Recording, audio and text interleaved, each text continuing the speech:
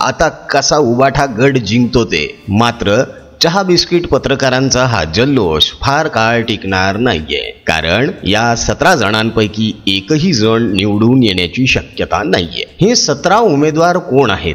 Social मीडियावरती list फिरतीये, त्यामुळे ती सांगत वेळ घालवण्यापेक्षा हे का निवडून येऊ शकत नाहीत त्याचं कारण सांगणं आम्हाला जरा जास्त गरजेचं वाटतं आणि महत्त्वाचं वाटतं. म्हणून आम्ही थेट मुद्द्यालाच हात घालतोय आणि तुम्हाला सांगण्याचा प्रयत्न करतोय की हे लोक का जिंकून येऊ शकत नाहीत. आणि याची सुरुवात आपण करत आहोत छत्रपती संभाजीनगरातून. छत्रपती संभाजीनगरातून उबाठा गटाने चंद्रकांत खैरे यांना उमेदवारी जाहीर केली. चंद्रकांत खैरे हे तेच आहेत जे आपल्या नातवाच्या वयाचा आदित्य ठाकरे याच्या भरसभेत पाया पडतात. आता कळलं का ही उमेदवारी का मिळाली असेल ते? 2019ला चंद्रकांत खैरे यांना शिवसेनेने उमेदवारी दिली होती, मात्र त्यांचा पराभव झाला. तेव्हा तर शिवसेना आणि भाजपची युती होती, मोदींची लाट होती, तरी देखील चंद्रकांत खैरे यांचा पराभव होऊन इम्तियाज जलील हे निवडून आले आणि खासदार बनले.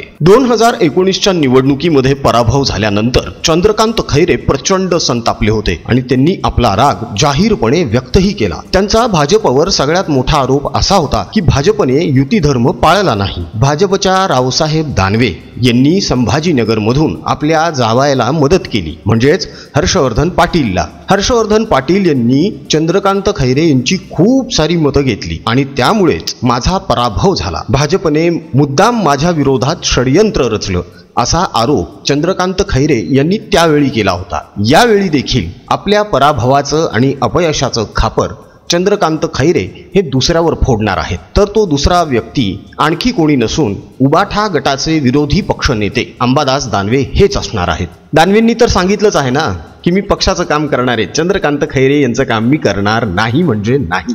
आता पराभव झाल्यानंतर चंद्रकांत खैरे आपल्या पराभवाचं खापर 100% अंबादास दानवे यांच्यावरच फोडणार आहेत आणि उद्धव ठाकरे यांना असं सांगणार आहेत की दानवे यांनी माझ्या विरोधात काम केलं आणि म्हणून माझा पराभव झालेला आहे. खरं तर चंद्रकांत खैरे यांचा पराभव त्यांनी कुठलंही काम केलं नाहीये त्यामुळे होणार आहे.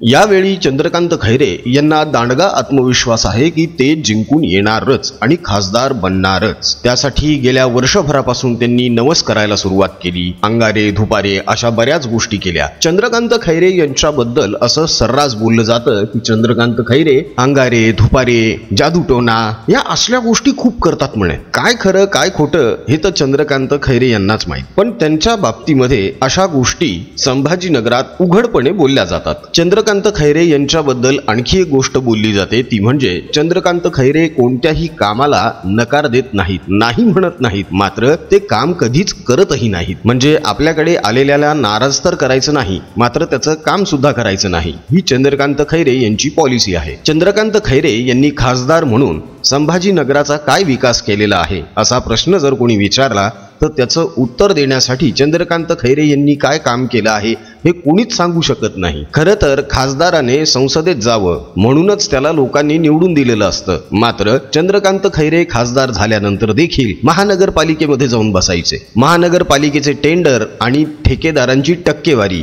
यातच त्यांचं सगळं राजकारण चालायचं, जे अजूनही सुरू आहे. कुठलंही विकास काम केलं नसल्यामुळे चंद्रकांत खैरे यांच्यावर लोक कमालीचे नाराज आहे. संभाजीनगर हा शिवसेनेचा बाले किल्ला हे तितकंच खरंय, मात्र या बाले किल्ल्याला गेल्या निवडणुकीमध्ये मोदी लाट असताना सुद्धा सुरुंग लागला होता हे विसरून चालणार नाही. आणि आता तर चंद्रकांत खैरे यांचं दैवत उद्धव ठाकरे यांनी तर नरेंद्र मोदी यांच्याशी उघड पंगा घेतलेला आहे. त्यामुळे भाजपचं मतदान चंद्रकांत खैरे यांना होणार नाही याची 100% खात्री आहे. म्हणजे हे जे हक्काचं मतदान होतं हे चंद्रकांत खैरे यांच्याकडून निसटलेलं आहे. दुसरीकडे संभाजीनगरामध्ये जे आमदार आहेत प्रदीप जयस्वाल, संजय शिरसाट, संदीपान भुमरे हे सगळे शिंदे गटाचे आहेत. आता हे शिंदे गटाचे आमदार चंद्रकांत खैरे म्हणजेच उबाठा गटाच्या उमेदवाराला सहजासहजी निवडून येण्याची वाट अजिबातच सुकर करणार नाहीत, तर यामध्ये एक ना अनेक अडथळे निर्माण होणार आहेत. त्यात भारतीय जनता पक्षाने चंद्रकांत खैरे यांच्या विरोधात जर तगडा उमेदवार दिला तर 2019 पेक्षाही मोठा मताधिक्याने यांचा पराभव होऊ शकतो. सगळ्यात महत्त्वाची गोष्ट म्हणजे उबाठा गटाचेच विरोधी पक्षनेते अंबादास दानवे हे देखील संभाजीनगरचेच आहेत. अंबादास दानवे 2014 पासून प्रतीक्षेत होते की त्यांना खासदारकीचं तिकीट मिळावं, मात्र त्यांना ते तिकीट मिळालं नाही. 2019ला सुद्धा त्यांनी प्रयत्न करून बघितला, मात्र तेव्हा सुद्धा चंद्रकांत खैरे यांनाच तिकीट देण्यात आलं. यावेळी मात्र 2024ला अंबादास दानवे यांना पूर्ण खात्री होती की खासदारकीचं तिकीट आपल्याला मिळणार आणि आपण आता संसदेत जाणार. मात्र यावेळी देखील उद्धव ठाकरे यांनी चंद्रकांत खैरे यांना तिकीट जाहीर करून अंबादास दानवे यांना नाराज केलेला आहे आणि आपली नाराजी अंबादास दानवे यांनी उघड बोलून दाखवलेली आहे. अंबादास दानवे यांचं म्हणणं असं आहे की मी चंद्रकांत खैरे यांचं काम करणार नाही, मी फक्त आणि फक्त पक्षाचं काम करणार. म्हणजेच काय, जेव्हा आता प्रचाराची वेळ येईल तेव्हा अंबादास दानवे महाराष्ट्रातल्या इतर मतदारसंघामध्ये निघून जातील प्रचार करण्यासाठी. चंद्रकांत खैरे यांचा प्रचार ते करणार नाहीत. उलट चंद्रकांत खैरे पडतील कसे यासाठी सुद्धा प्रयत्न होऊ शकतो. कारण चंद्रकांत खैरे आणि अंबादास दानवे यांच्यामधलं राजकीय वैर हे आता शिगेला पोहोचलेलं आहे. भारतीय जनता पक्षातर्फे संभाजीनगरातून डॉक्टर भागवत कराड यांना तिकीट मिळण्याची शक्यता आहे. डॉक्टर भागवत कराड हे सध्या राज्यसभेवर आहेत आणि मोदींच्या मंत्रिमंडळात मंत्री देखील आहेत. शिवाय भागवत कराड संभाजीनगरचे 2 वेळचे महापौर आहेत. भागवत कराड म्हणजे गोपीनाथ मुंडे यांचे पट्ट शिष्य, त्यामुळे मुंडेंचे चाहते भागवत कराड यांना मतदान करणार. शिवाय भाजपचा केडर देखील भागवत कराड जिंकून यावेत यासाठी पूर्ण प्रयत्न करणार. यात काहीच दुमत नाही. एकीकडे संपलेला उबाठा गट, दुसरीकडे स्वतःच्याच पक्षाचा विरोधी पक्षनेता आपल्या विरोधात आहे.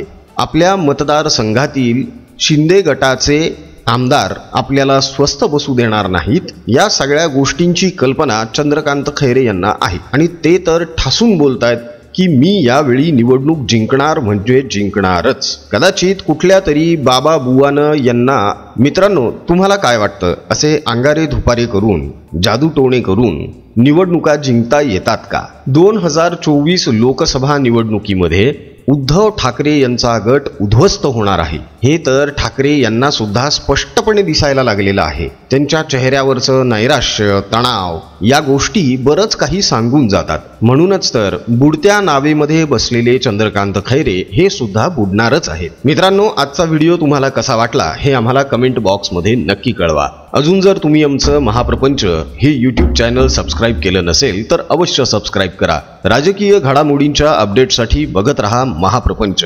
पुन्हा भेटूया पुढच्या व्हिडिओमध्ये. जय हिंद, जय महाराष्ट्र, वंदे मातरम, जय श्रीराम.